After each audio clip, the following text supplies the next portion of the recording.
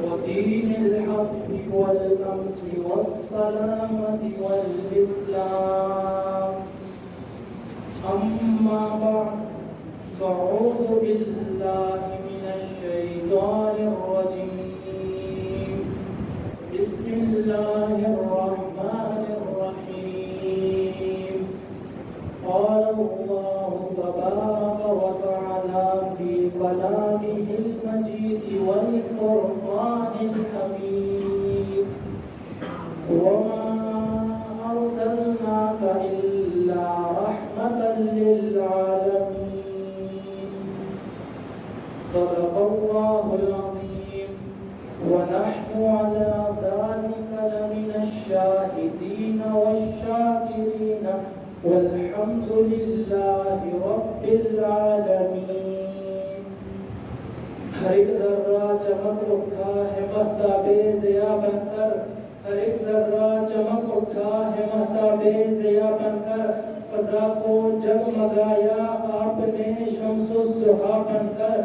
میرے آقا آئے درد اسیاں کی دوا بن کر، میرے آقا آئے درد اسیاں کی دوا بن کر، سکون قلب مضطر غم زدہ کا آسرا بن کر. خلیل اللہ ہے کوئی، کلیم اللہ ہے کوئی، خلیل اللہ ہے کوئی، کلیم اللہ ہے کوئی، مگر میرے آقا آئے محبوب خدا بن کر.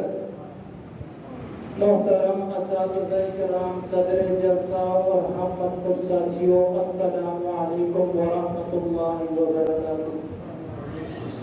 آج کے اس عظیم الشان اور پروقار پروگرام کا عنوان عمل عالم سیرت رسول کی سیرت رسول پر مشتمل ہے. میں اسی حوالے سے چند گزارشات پیش کر کے اجازت چاہوں گا.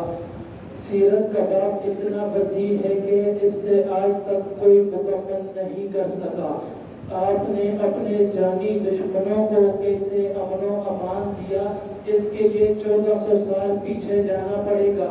جب میں 1400 سال پیچھے نظر دوڑاتا ہوں تو مجھے فتح مکہ کا دن یاد آتا ہے. فتح مکہ کے موقع پر آپ علیہ السلام نے ان کو بھی معاف کیا جو آپ علیہ السلام کے جانی دشمن تھے.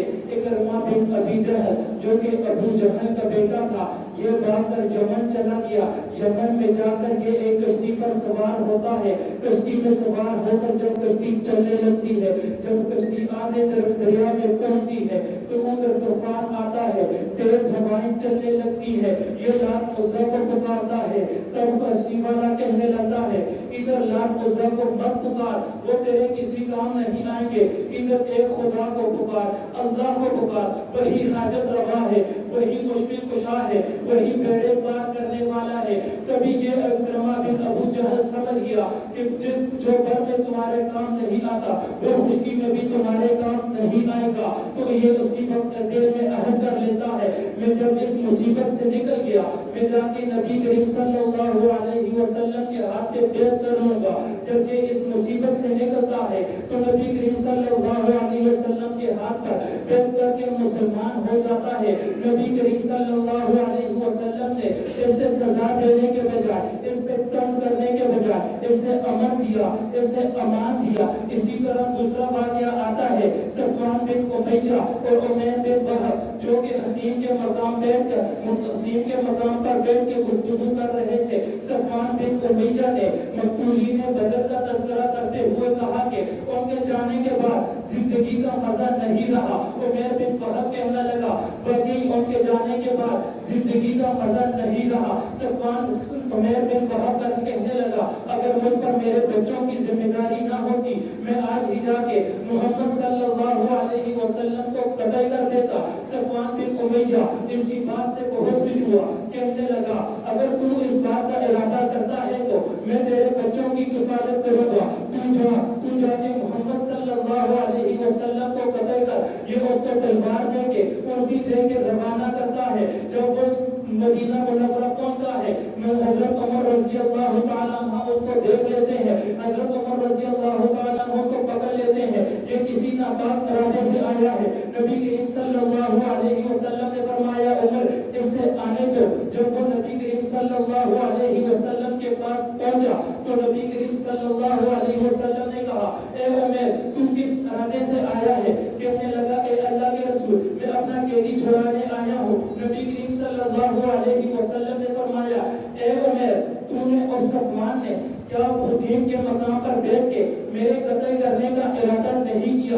تو عمر ڈر گیا۔ نبی کریم صلی اللہ علیہ وسلم نے فرمایا عمر تجھے صفوان نے تیرے بچوں کی کفالت لے کے مجھے قتل کرنے کے لیے بھیجا ہے۔ نبی کریم صلی اللہ علیہ وسلم کی یہ بات سن کر وہ کلمہ پڑھ کے مسلمان ہو جاتا ہے۔ میرے نبی کے پاس اختیار تھا، اس کو چاہتے قید کر دیتے، میرے نبی کے پاس اختیار تھا، اس کو چاہے قتل کرا دیتے، میرے نبی کے پاس اختیار تھا، اس کو چاہتے سزا دیتے، لیکن میرے نبی نے ایسا نہیں کیا، اس کو قید نہیں کرایا، میرے نبی نے ایسا نہیں کیا، اس کو قتل نہیں کرایا، میرے نبی نے اس کو سزا نہیں دی۔